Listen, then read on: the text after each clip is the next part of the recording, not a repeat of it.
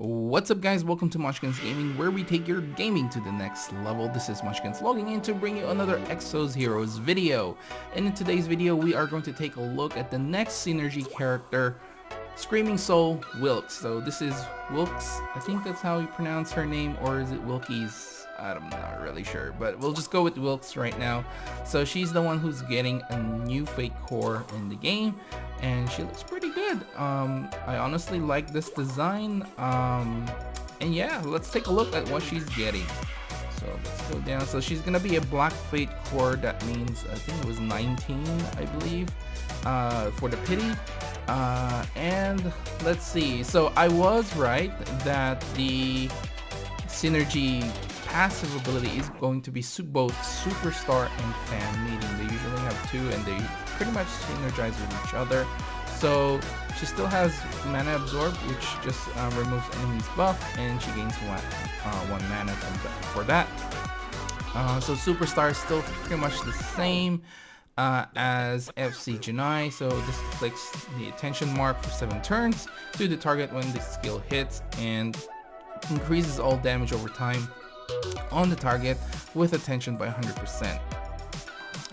Fan meeting is still the same. It inflicts the anti-fan mark to the target when attacked, which triggers double team on all living allies if the health of the enemy with anti-fan is 30% or lower. So this activates once every 7 turns. So now we know what this actually is. I mean, if you have managed to pull for FC Janai, basically every single one of your characters will do an attack. So think of it like what's her name? FC, was it FC Brooke? The one that always attacks as long as she's got a buff. I can't remember on top of my head, but you know, this is okay. I think overall like their normal attack is definitely not doing what their normal damage is, I think.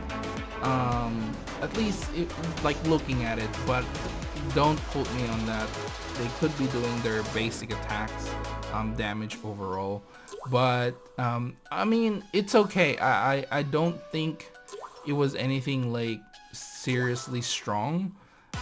It wasn't doing a ton of damage. If you do have a lot of allies alive at the time, then obviously, yeah, that's definitely gonna do at least a decent amount of damage. But overall, I think it was okay. So yeah, that's what it basically does. Now let's take a look at her active skills. So skill 1 is going to be Thunder Noise, which increases all allies attack by 20% of her own attack for 7 turns. I don't think that's changed. And Mic Check is going to deal 25% damage to all enemies. Corrodes target, dealing 15% damage every turn for 2 turns. This does require 0 mana, which is great. Her first ability does require 2 mana. So I don't see her really doing anything PvP wise, right? PvP wise is just not gonna work. So let's take a look at this, like how I wanted to structure this. So we went through all the abilities. Let's take a look at PvP offensive first. So offensive wise, yeah, I just don't see this doing much help.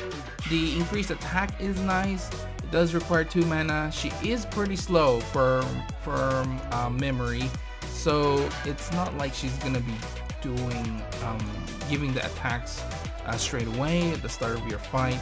So yeah, I just don't see this offensive wise. Even this is just not gonna help. I mean, it does require 0 mana. It's nice. She's of the dark element, I believe. So let's go ahead, take a quick look at her here. I mean, she's not in the game yet at the time of this recording, but we can take a look at her. So she's dark element, and we can see here that her attack speed is 30. Now, even with a fate core, that doesn't really increase that much, even if they do. I don't know if they actually do the fate cores, but usually they stay about the same. I can probably double check that for you guys. I don't think they actually give off any. Yeah, they give combat power, attack, defense, and HP, but they don't really give anything else. So we can take a look here. So attack speed is currently at 62. If we unequip this and take a look, it's still 62. So like they don't really increase your attack speed. So whatever you have is what you have. So she is pretty slow, which is unfortunate. Alright, so let's talk about defensive wise. So defensively, I mean, if you're not, it's not gonna work on the offensive. It's definitely not gonna work defensively. I don't think she's gonna be great in any PvP team unless you have a lot of fan meeting. I don't know if these stack, you know, or that's something we have to test. So if you have like two synergy characters, can one do the fan meeting and the next turn the other person can do the fan meeting, like everyone attacks all the time. So that is something that we have to test. If it does work like that, that is pretty powerful. But again, you do have to, the characters do have to survive, right? So that's it for PvP. PvE, I can see her really working well. I mean, 0 mana for like damage over time is actually pretty good. That means you're doing like damage instantly and breaking armor core, especially if it's dark element.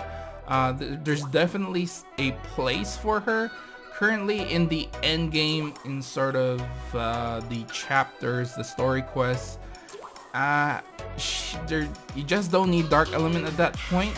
However, in the earlier stages, then yeah, there is some place for her. I just don't know whether it's actually worth investing on her actually. Like you know, full-on investment. I just don't know whether that's viable at all. Like looking at this, it's only going to be 115% damage every turn, and only lasts for 2 turns as well, so it doesn't last that long. So don't expect to break lots of armor cores with her. So I think that is basically it, guys. Now, is she worth your Zest? I honestly don't think so. Unless if fan meeting is going to be stackable, like, you know, or one person with fan meeting can attack, like everyone will attack and then the next person gets a turn and everyone can attack again. If it's something like that, I think it's going to be very powerful. However, in terms of just a single character, looking at her kit, this is not something very enticing at all, especially in PvP. If you are looking for something like a dark element, a type of character, and with damage over time, if you're having struggles with breaking those dark armor cores, then she definitely has a place in your team. However, I just don't see her doing a ton of damage. She's more of a support type of character. You know, the increase in attack is going to be pretty nice since it only requires 2 mana. But overall, I just don't think there's any place for her in PvP. And again, with PvE, just a very small space for her. Anyway guys, that is it for this video. Please do remember to click like and subscribe if you haven't already. It does help the channel and I really do appreciate all the support that you guys give me.